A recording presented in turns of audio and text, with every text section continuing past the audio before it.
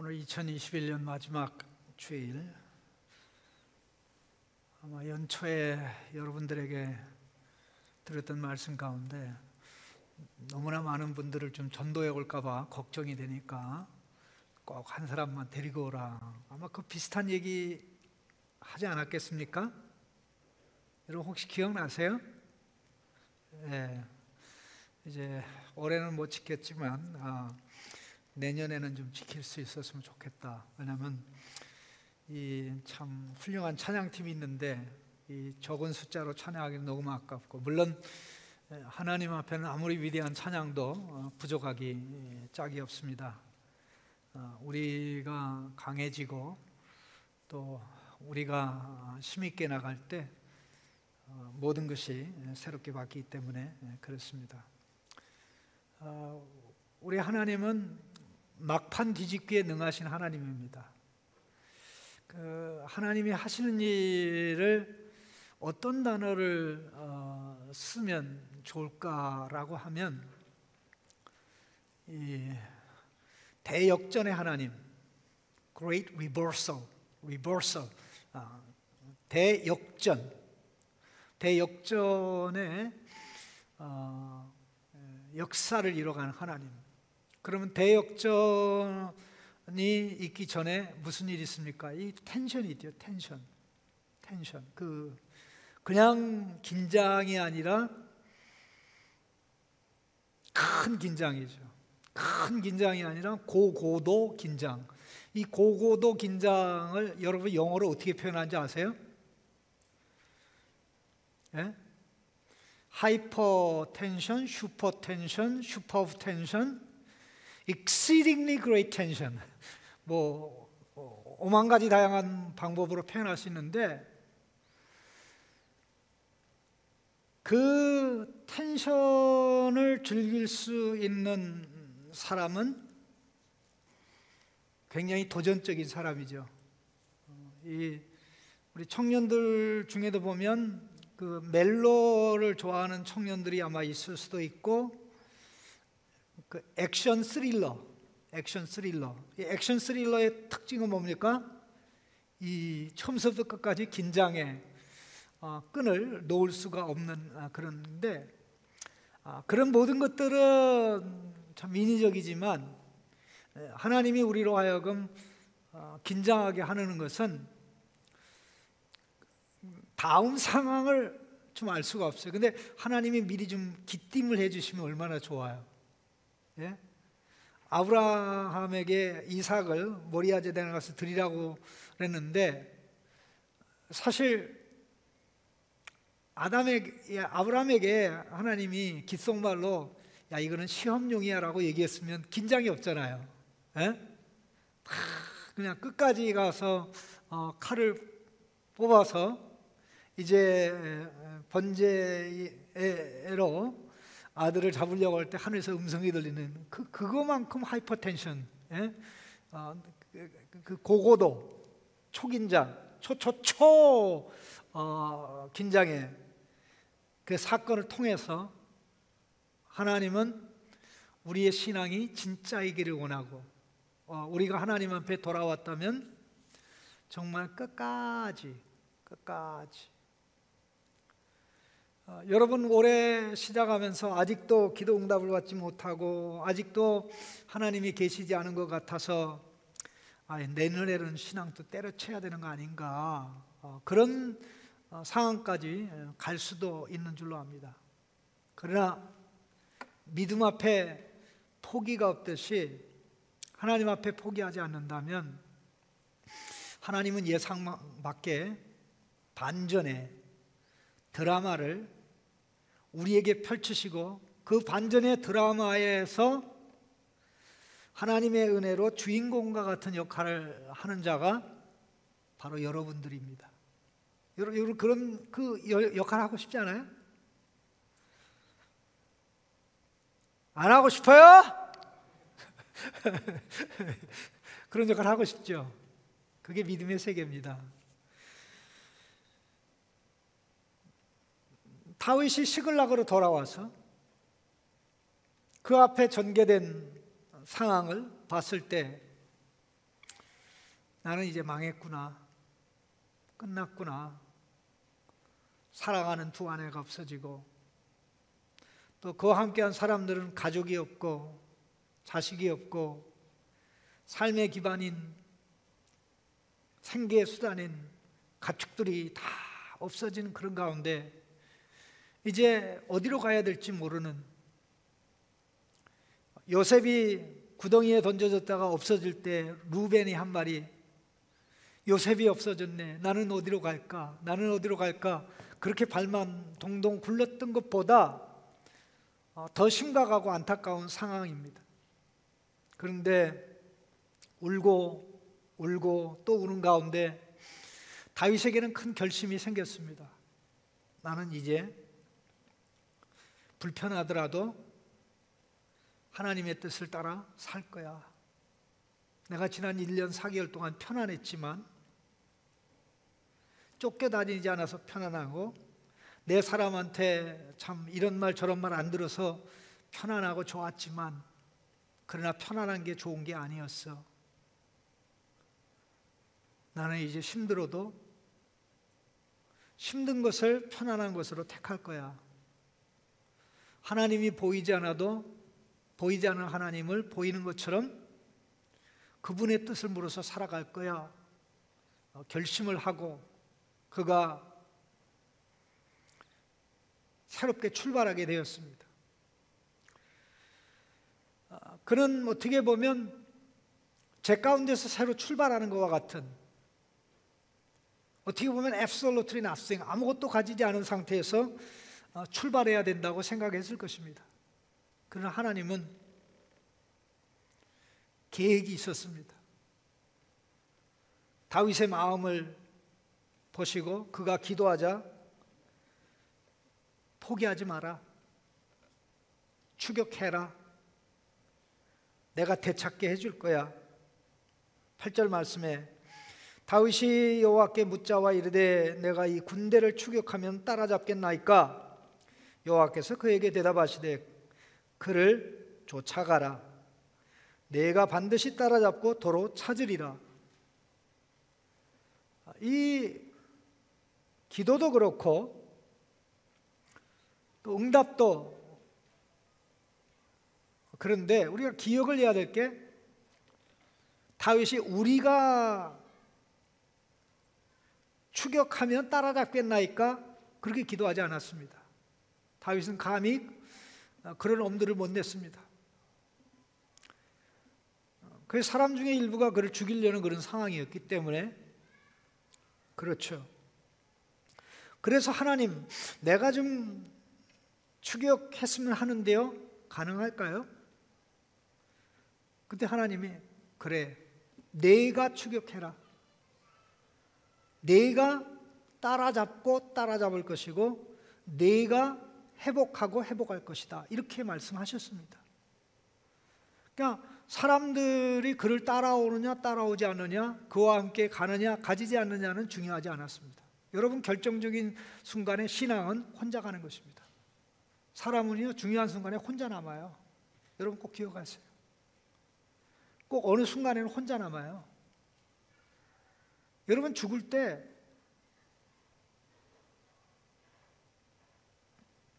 아내도 남편도 같이 가지 않아요. 한 시대가 비참하게 끝나는 방법이 있습니다. 예를 들어서 진시황이 죽을 때 그 진시황을 섬겼던 탁월하고 훌륭한 신하들이요, 다 같이 순장됐어요. 그러니까 어떻게 됩니까? 다음 시대를 이끌어갈 수 있는 인물이 하나도 남지 않고 다 죽은 거야. 그러니까 어떻게 됩니까? 진시황이 죽자마자 4년도 안 돼서 그 진나라 끝났어요. 네?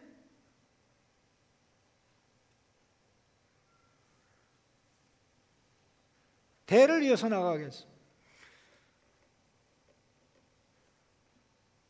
우리 같이 못 갑니다. 그 결정적인 순간에 나는 사람들이 가지 않는 그 길을 가야 돼요. 그런데 가지 않았던 그 길을 가는 게 어리석은 게 아니라 지혜로운 거죠. 하나님의 길만이 안전하고 하나님의 길만 확실하고 하나님의 함께하심과 하나님의 도와주심이 보장되기 때문에, 예? 하나님의 함께하심, God's presence, 하나님의 임재가 있고 하나님의 보호하심, 프로텍션이 있으면 다 끝난 거 아닙니까? 하나님의 임재가 있고 하나님의 보호하심이 있으면 아무리 허문하고 힘들어도 길은 열리는 거죠. 다윗은 그 결심을 한 거예요. 하나님 가지 말라 그러면 안 가겠습니다 했는데 하나님 걱정하지 마, 가. 그 말을 듣는 순간 힘이 생겨서 이제 막 혼자 가는데 뒤에서 600명이 따라온 거 있죠. 아니, 목사님 그런 거를 어떻게 알아요? 나는 성경 아무리 읽어도 모르겠는데. 9절 한번 읽어볼래요? 이에 다윗과 또 그와 함께한 600명이 가서, 이렇게 돼 있잖아요. 원문에 어떻게 됐냐면요, 그러므로 다윗이 친히 갔고, 이게 문장입니다. 첫 번째 문장이 이거예요. 그러므로 다윗이 친히 갔고 그와 함께한 600명도 갔다. 그럼 이 본문이 강조하는 강조점이 뭐예요? 다윗이 친히 먼저 갔는데 그가 가는 걸 보고 600명이 뒤따라왔다는 겁니다. 여러분, 내가 응답 받았는데 같이 갑시다 하지 않았어요. 그 일라의 사람들을 건지기 위해서 그때는 같이 갔어요. 그때 기도했던 거 우리가 갈까요? 그랬죠. 반대하니까 또 기도해서 같이 갔어요. 그런데 지금 이 상황은 그렇게 할 수 있는 상황이 아닙니다. 나는 갑니다. 나는 갑니다. 하나님이 말씀하시면, 하나님의 뜻이 분명하면 가는 게 지혜롭습니까? 머무르는 게 지혜롭습니까? 사람들의 눈치를 봐야 됩니까? 하나님의 눈치를 봐야 됩니까? 하나님의 눈치를 봐야 되는 줄로 믿습니다. 이게 믿음이에요. 하나님 말씀의 능력과 지혜를 체험하려면 하나님이 말씀할 때 상황 보지 않고 사람 보지 않고 가면 하나님께서 말씀대로 하시는 것을 체험하고 경험하게 됩니다. 그러게 될 때 우리 신앙이 자랍니다. 우리 청년들 가운데 신앙생활 엄마 뱃속에서부터 해가지고 지금까지 온 지체들도 있을 거예요. 그런데 부모의 은혜로 신앙생활하고 자기의 신앙으로 신앙생활하지 않는 경우가 있을 겁니다. 하나님 체험한 경험이 없고 하나님이 동행한 경험이 없고, 과연 뭐 성경이 하나님 말씀이라 그러는데 이게 성경이 하나님 말씀인 거 맞아? 뭐 하나님이 계시다고 그랬는데 나는 한 번도 목소리도 들은 적 없고 또 모습을 본 적도 없는데 그분 참 계신 거 맞아? 성경에 기록된 내용들이 이거 다 뻥 아니야?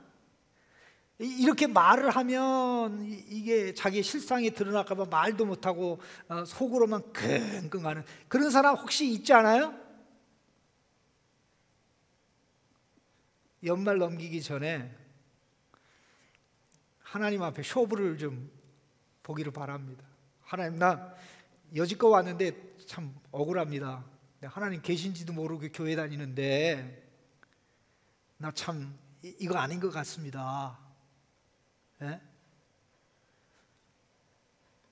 부모의 사랑이 늘 보살피고 감싸고 있는데 그분을 향해서 당신 내 부모 맞아. 그렇게 얘기한다면 그 부모의 심정은 죽을 심정이겠죠. 기적. 다윗이 하나님의 말씀을 듣고 한 걸짝 한 발짝 갈 때 이미 기적은 일어나고 있었습니다. 물론 그 길을 가는데 또 좌절도 있죠. 600명이 뒤따라왔지만 이제 부솔강, 배솔이라고 되어 있는데 이게 시글락에서부터 한 20km 정도 남서쪽 방향으로 있습니다. 그 강을 건너면 이제 애굽을 향하여 바로 내려가게 됩니다.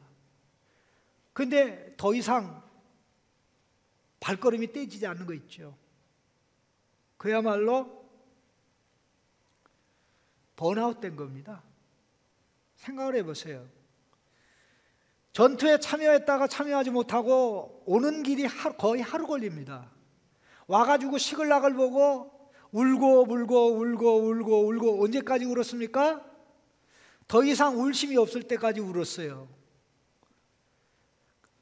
그러다가 다윗이 가는 걸 보고 자기는 안 가고 싶은데 대부분의 사람들이 가니까 어쩔 수 없이 간 거예요. 예? 뭐 무슨 기대가 있습니까? 소망이 있습니까? 자기들이 기도해서 응답받은 것도 아니고. 다윗은 가자고 그런 말도 안 했고. 그런데 더 이상 발걸음이 떨어지지 않은 겁니다. 사실 이 번아웃 때문에요, 그냥 주저앉습니다. 그런데 거기는 광야 아닙니까? 그들을 가려주는 나무가, 큰 나무들이 없어요. 그러면 태양빛이 이 오후 시간에 쨍쨍 비치는데 무슨 재간으로 감당을 할 수 있겠습니까? 200명이 주저앉았어요. 다윗 어떻게 합니까? 뒤를 돌아보지 않고 또 앞서갑니다. 자, 10절 말씀 같이 보겠습니다. 또 피곤하여 부솔 시내를 건너지 못하는 200명을 머물게 했고 다윗은 400명을 거느리고 쫓아가니라.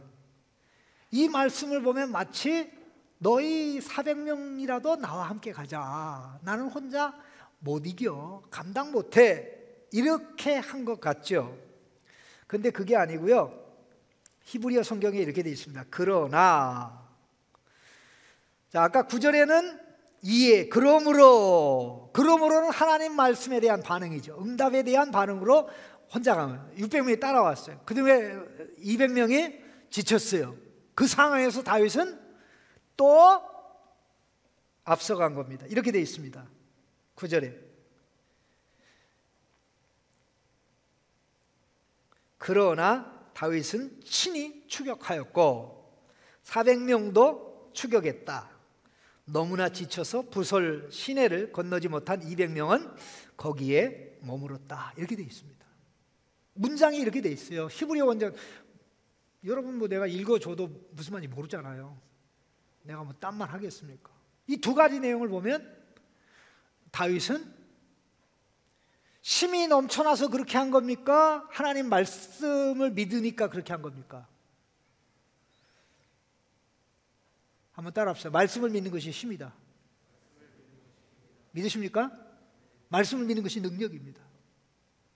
말씀을 믿을 때 힘이 나와요. 그야말로 파워, 능력이 나오죠. 그래서 우리가 찬양할 때 원더 워킹 파워라는 단어를 써요. 원더 워킹 파워. 예수 그리스도를 믿을 때 원더 워킹 파워, 기적을 행하시는 능력을 체험하게 되죠. 하나님 말씀 들었어요? 응답해 주셨어요? 이게 다가 아니라 이제 새롭게 가는 거죠. 응답은 새로운 시작입니다. 응답으로 새롭게 시작하는, 하나님의 응답으로 새롭게 시작하는데, 그때 응답 듣는 것으로 모든 것이 종결됐다고 생각하면 신앙이 절대 업그레이드 안 됩니다. 안 됩니다. 여러분들이 신앙이 업그레이드 되려면 응답이 있을 때 그 응답을 따라가면 돼요. 또 가다가 역경당하는 것은 하나님이 다 알아서 처리하시고 해결해요. 왜? 끝까지 가면 됩니다. 끝까지 가면 돼요. 자, 가다가 하나님이 준비해둔 놀라운 한 사람을 만났습니다. 11절 같이 읽어볼까요? 무리가 들에서 애굽 사람 하나를 만나 그를 다윗에게로 데려다가 떡을 주어 먹게 하며 물을 마시게 하였다. 이렇게 되어 있습니다. 400명이 계속 가다가 이 사람 만나. 자, 이 사람 가다가 길에서 만났을까요? 길에서 만난 게 아닙니까? 들판에서 만났다고 그랬잖아요. 그러니까 그럼 이 사람이 들판에서 지금 뭐 걷고 있었던 거예요? 아니면 먹을 걸 찾고 있었던 거예요? 아니면 들판에서 좀 죽어가고 있던 거예요? 그 그 광활한 들판에 죽어가고 있는데 그거 본다는 게 이거 우연이에요. 사람을 찾으려다가 찾은 결과입니까? 우연이죠. 우연을 우리가 신앙의 단어로 얘기할 때 우리는 미러클, 기적이라고 얘기하는 것입니다. 하나님의 기적이죠. 그런데 이 하찮은 사람이 얼마나 하찮았으면 주인이 병들었다고 3일 전에 버린 거예요. 3일 전이라는 것은 바로 시글락을 침략해 들어올 때 바로 그때입니다. 그런 시글락을 아말렉 족속들이 쳐들어와서 불태울 때 그 현장에 있었어요. 근데 모든 전리품과 인질들을 다 챙겨서 돌아가다가 그러니까 부솔 시내를 건너고 더 돌아가다가 주인이 버린 거예요. 병 들어가지고 너는 안 되겠다. 그렇게 버린 거예요. 근데 이 친구가 죽어버렸으면 어떻게 돼요? 누가 죽었는지 알게 해요. 근데 이 사람이 얼마나 불쌍합니까? 왜 불쌍하냐면 오늘날로 쉽게 얘기하면 미국 사람이 아프리카 어떤 사람의 노예가 된 거예요. 종이 된 거예요. 예? 선진국의 시민이 아주 후진국에 그 잘 사는 사람의 종이 된 거예요.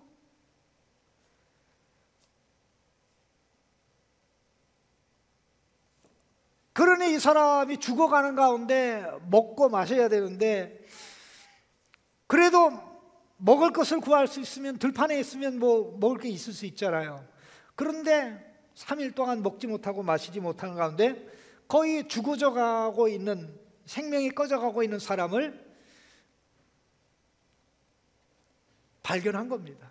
사실 하나님께서 그 사람 다윗의 사람들에게 발견될 수 있는 위치로 이동시켜 놓은 거죠. 하나님은 작은 것만, 큰 것만 지배하고 다스리는 게 아니라 작은 것도 지배하고 다스리고 주관하고 섭리하십니다. 다윗은 일단 먹을 걸 줬습니다. 물을 줬습니다. 그것까지는 이해가 됩니다. 불쌍하니까, 죽어가니까 일단 살려야 되잖아요. 근데 12절에 무화과 뭉치에서 뗀 한 덩이, 무화과 한 덩이, 그 다음에 건포도 2송이. 와, 이런 별식이 특식 아닙니까 이거는? 이거까지 준 거예요. 지금 다윗의 마음, 다윗과 함께한 사람들의 마음은 어디가 있어요? 이 사람에게 있어야 돼요. 지금 잡혀간 가족에게 있어야 돼요. 얼마나 급해요. 그런데 다윗의 마음은 이 주인이 버린 하찮은 사람에게 있었던 거죠. 다윗이 전략적으로 먹였는지 인도주의적인 차원에서 먹였는지 그건 잘 모르겠어요. 그러나 이 사람은 하나님이 다윗을 위해 남겨놓은 선물이었어요. 주인에게는 골치 아픈 존재라 버렸지만 다윗에게는 그 주인, 아말렉 주인이 이 종을 버릴 때 누구라도 그냥 발견해가지고 우리의 위치 정보를 알려주면 우리가 망신살이 퍼치고 비참하게 되니까 아예 죽여서 땅에 묻고 가자라고 했으면 다윗에게 도움이 안 됐겠죠. 그런데요, 다윗이 그를 먹이고 마시게 하고 그 귀중한 음식까지 주고 난 다음에 5절 말씀 뭐라고 되어 있습니까? 물론 13절부터 이제 정신이 돌아오니까 물어봐요. 너는 누구에게 속했고 어디서 왔느냐 하니까 이 사람이 입에서 나오는 말마다 고급 정보가 나오는 거 있죠. 예? 휴민트도 이러한 휴민트가 없는 거 있죠. 최고급 정보, 이 무인기 띄워가지고 적지 파악해가지고 정보 제공하는 것보다 더 확실하고 분명한 정보가 입에서 다다다다닥 나오는 거 있죠. 시글락을 불태운 것까지 알아요. 그런데 그 전쟁에 자기도 참여했어요. 우리가 이렇게 되잖아요. 그러니까 다윗이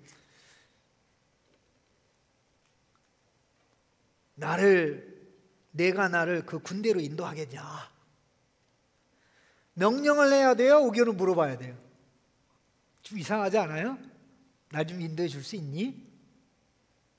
에? 멱살을 잡고 너 조금 전에 여기저기를 침노하고 시글락 불태웠다고 그랬지? 앞에서 인도해. 그러게 될 텐데 다윗은 여유가 있었던 겁니다. 여러분, 하나님을 믿는 자는 하나님의 아들 딸에게 여유가 있어요. 여유가 있어요. 왜? 하나님을 믿으니까. 하나님이 이끌어가는 걸 아니까. 그러니까 이 친구가 그래요. 나를 죽이지도 않고요, 내 주인의 손에 넘겨주지 않으면 제가 인도하겠습니다. 그러니까 맹세하라고 요구했는데 다윗은 맹세하지 않았어요. 사울하고 다르죠. 사울은 맹세하죠. 지키지도 않을 약속, 큰 맹세 많이 합니다. 하나님 말씀에 어긋난 맹세, 해서는 안 되는 맹세라. 다윗은 맹세하지 않았습니다. 맹세할 필요가 없는 게, 야 임마, 내가 너 죽이려고 너한테 물 주고 음식 주냐? 너 특식까지 줬는데 내가 너를 죽이고 내가 너를 네 주인의 손에 넘겨주겠냐? 아마 그렇게 진행됐겠죠. 그 사람이 앞장서서 인도에 갑니다. 어떤 일이 벌어졌습니까? 6절 말씀 보세요. 하나님이 준비한 두 번째 상황이, 기적적 상황이 눈앞에 전개됩니다. 같이 읽어보겠습니다. 그가 다윗을 인도하여 내려가니 그들이 온 땅에 편만하여 블레셋 사람들의 땅과 유다 땅에서 크게 약탈하였으므로 말미암아 먹고 마시며 춤추는지라. 이게 다윗에게 유리한 상황이에요? 불리한 상황이에요? 최고의 상황이죠. 적이 지금 다 분산되어 있어요. 여기저기 다 분산되어 있는데 지금 분산돼서 지금 경계하고 있는 게 아니라 먹고 마시고 축제를 벌이고 있어요. 광란의 축제. 얼마나 기뻤으면 축제를 벌이고 있겠습니까? 우리가 지금까지 여러 번 수없이 많은 약탈 전쟁을 했는데 이번처럼 이 성과가 좋은 전쟁이 없었어. 자, 먹고 마시자. 그냥 정말 그렇게 보내고 있었던 것을 본 겁니다. 적이 분산되어 있으니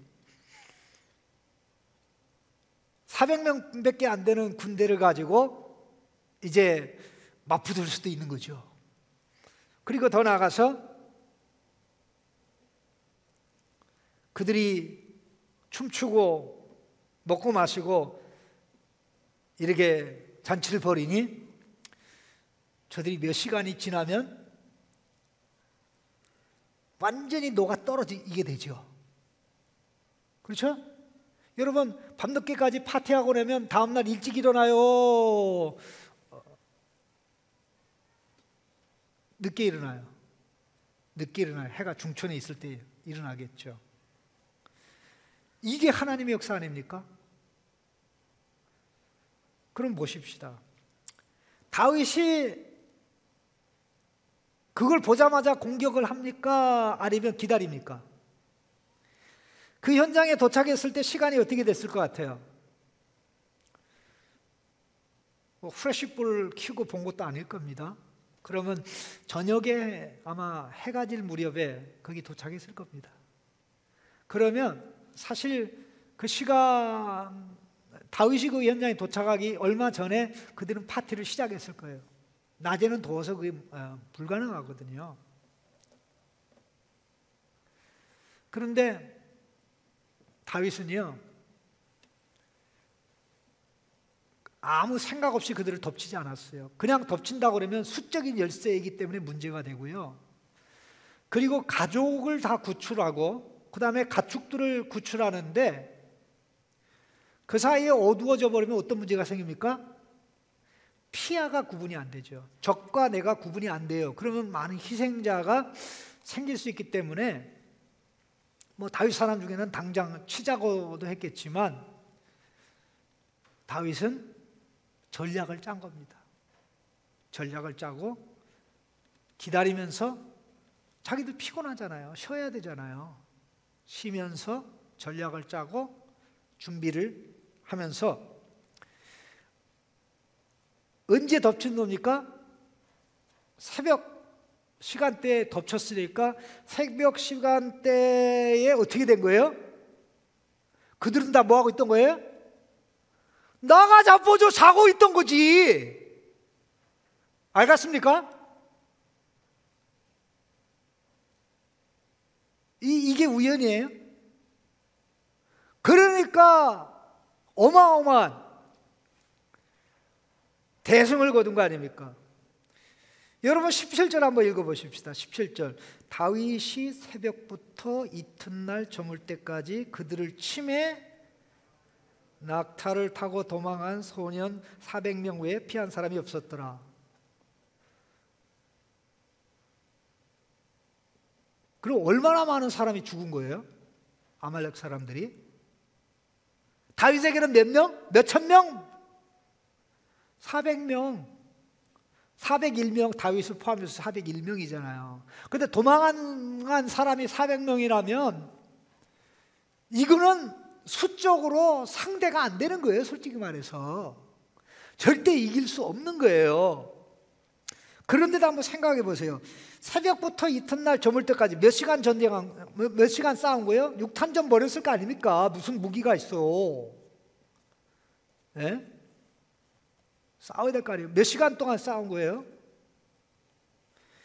새벽부터 이튿날 저녁. 그러면 새벽, 그 다음에 다음날 새벽, 이튿날, 그러니까 그 뒤에 이튿날 새벽, 그 다음에 그 이튿날 저녁이니까 24시간 플러스 한 10시간에서 12시간. 그러면 34시간에서 36시간이 되죠.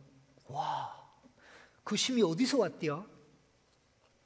그러니까 성경이 뻥이지. 이렇게 또 생각할 수 있는데 여기 이튿날 저녁이라는 것은 우리 한국의 날짜 계산법에 따른 게 아니고 서구의 날짜 계산법에 따른 게 아니고 그 당시 이스라엘 백성의 날짜 계산법에 따른 겁니다. 그러면 어떻게 돼요? 이스라엘은 하루가 아침에 시작됩니까? 저녁에 시작됩니까? 저녁에 시작되죠. 그러면 이튿날 저물 때면 저물 때가 다음 날이 되는 거예요, 무조건. 그러니까 오늘날 말로 이거를 정확하게 해석하면 새벽부터 그날 저녁 때까지 이렇게 되는 겁니다.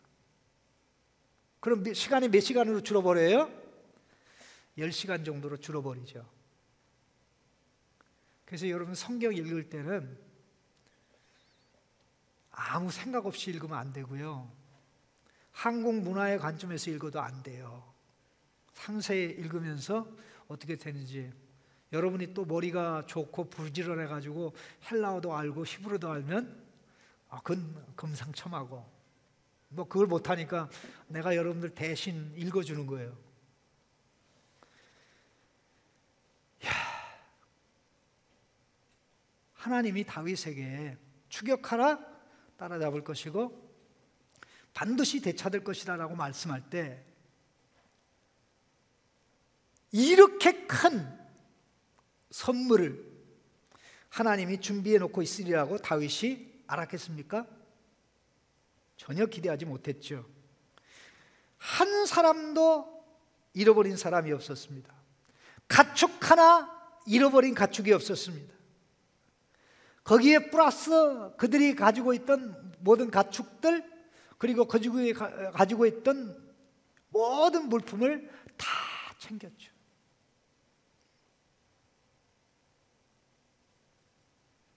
하나님의 뜻을 깨닫고 거기에 따라 맞춰간다고 했을 때, 끝까지 갈 때 하나님은 이렇게 놀라운 서프라이즈의 대기적의 역사를 준비하고 계셨던 겁니다. 이러한 막판 뒤집기, 그레이트 리버스, 그냥 그레이트 리버스가 아니라 앞에다 계속 그레이트 리버스를 붙여도 한이었을 것입니다. 여러분, 이런 체험을 할 때 우리 신앙이 자랍니다. 하나님 애간장 태우시더니 이거 주시려고 그랬구나. 그러나 믿음의 길에, 믿고 순종하는 길에 끝까지 이제는 내가 하나님의 길로 가겠습니다. 이제는 하나님의 딸로 살겠습니다. 사람들이 어리석다 그래도 나는 이 길로 갑니다. 이렇게 가는 자에게 실망은 없습니다.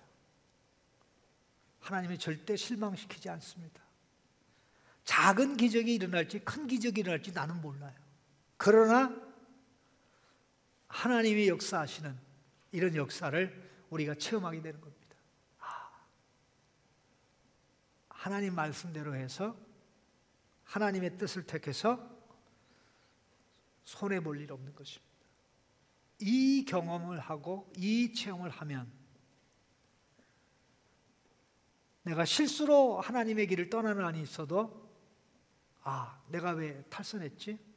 길을 떠나면 고생이야. 길을 만들어가면 개고생이야. 멍청한 거야.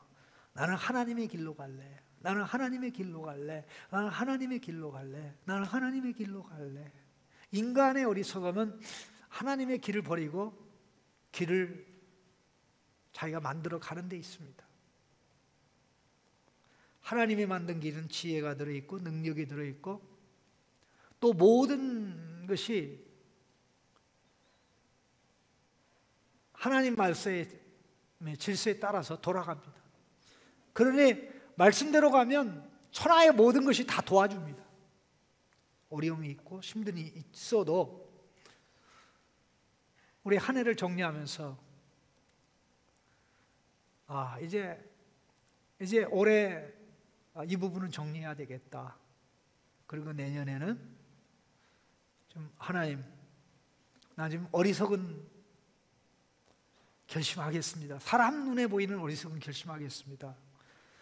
나 사람들 따라가지 않고 이제 하나님의 뜻을 확인하고 말씀의 길로만, 하나님이 확실하게 말씀하시는 대로만 가겠습니다.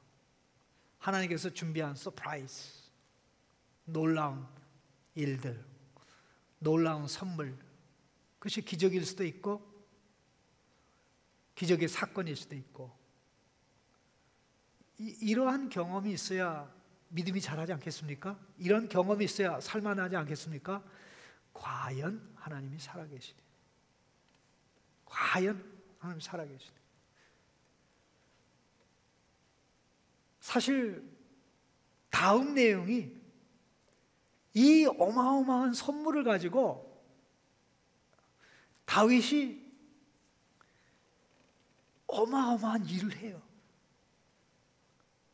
그리고 바로 그 다음에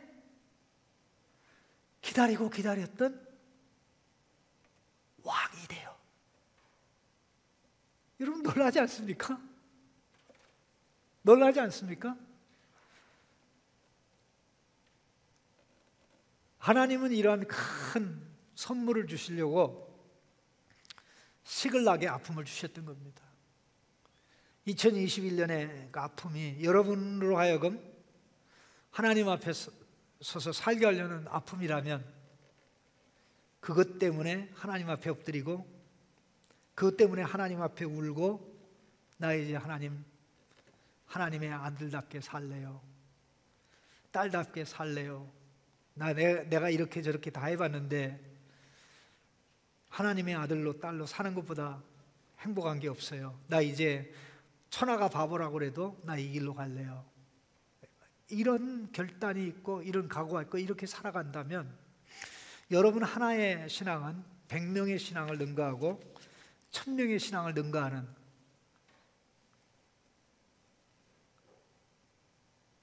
그런 역사가 있을 줄로 믿습니다. 기도하겠습니다.